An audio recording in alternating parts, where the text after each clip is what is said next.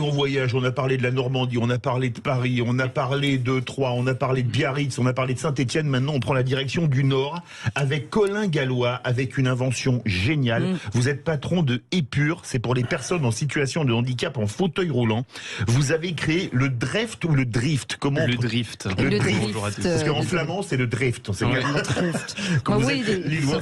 Oui. Tout à fait, mais je m'offusque pas, vous pouvez le Alors, prononcer Drift. Il y a C'est pas un de problème. système de freinage extraordinaire pour les personnes qui sont en fauteuil roulant. Expliquez-nous ce produit. Ce sont les vélos hollandais qui vous ont inspiré ça. En effet. Alors aujourd'hui, ce que j'explique souvent, c'est que pour freiner en fauteuil roulant, c'est un petit peu comme si on était sur un vélo et qu'on freinait en saisissant la roue avant à pleine main. Donc on vient se brûler la main, on vient tirer sur ses bras pour ralentir le fauteuil. Bref, on utilise ses mains comme des plaquettes de frein. Et j'en ai fait l'expérience en sortant de l'école d'ingénieur dans laquelle je faisais mes études en 2015. Et un soir, je sors de l'école pour rentrer chez moi et je croise un utilisateur de fauteuil roulant qui est dans une pente et qui donne des grands coups sur ses mains courantes. C'est ce cerceau métallique qui est concentrique à la roue et qui permet de se propulser, mais aussi, comme je viens de le dire, de ralentir. Et donc je le vois donner des grands coups pour freiner le fauteuil, puis relâcher parce qu'il se brûle la main, puis reprendre de la vitesse. Et je me suis posé la question qui a tout changé en tout cas, c'est pourquoi est-ce qu'il n'utilise pas ses freins? Et la réponse, c'est parce qu'il n'y en a pas. Il y a bien des freins de parking qui permettent de bloquer le fauteuil, d'immobiliser un fauteuil qui est déjà à l'arrêt, mais rien pour ralentir dans une pente. Oui, dans une pente, c'est impossible. Tout à fait. Sinon, c'est la chute. Exactement. Et là, forcément, l'histoire commence comment? C'est-à-dire que vous partez tout de suite, vous imaginez ce système? Alors moi, je faisais à l'époque des études en ingénierie mécanique et en design industriel. Et la base du design, c'est de pas avoir de certitude et d'aller poser des questions aux utilisateurs. Donc je suis allé rencontrer un utilisateur de fauteuil roulant qui était un professeur de l'école qui utilisait un fauteuil. Je lui raconte ce que j'ai vu et je me rappelle qu'il tire son tiroir et il me montre deux platines de cuir qu'il avait fait faire par un cordonnier en me disant non, il n'y a pas de frein. Moi j'utilise parfois des gants de vélo, mais c'est compliqué pour les personnes qui ont une affection au niveau des membres supérieurs aussi d'enfiler des gants. Vivre toute la journée avec une paire de gants, les auditeurs peuvent faire le test, c'est loin d'être rigolo.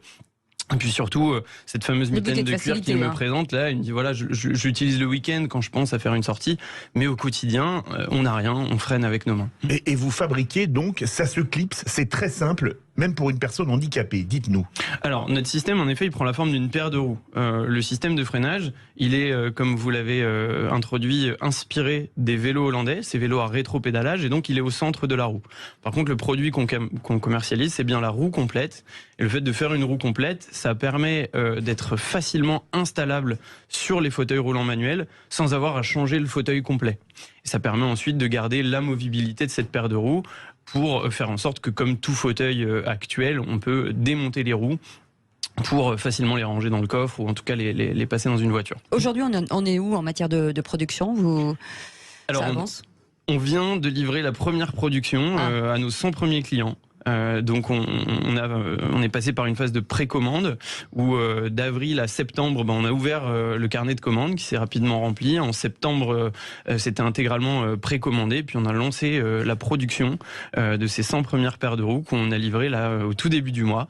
Et donc on commence à avoir au-delà des nombreux testeurs qui avaient déjà essayé le produit, là des retours des premiers clients et qui sont satisfaits et ça nous donne la motivation pour continuer. En matière j'imagine que vous êtes soutenu par des centres de santé sur ce projet, par exemple? En effet, on a co-développé, en tout cas interrogé dès le début. Ce qui est important, c'est que avec Lancelot Durand, mon associé et ami avec qui on a fondé Épure, on n'y connaissait rien du tout au fauteuil.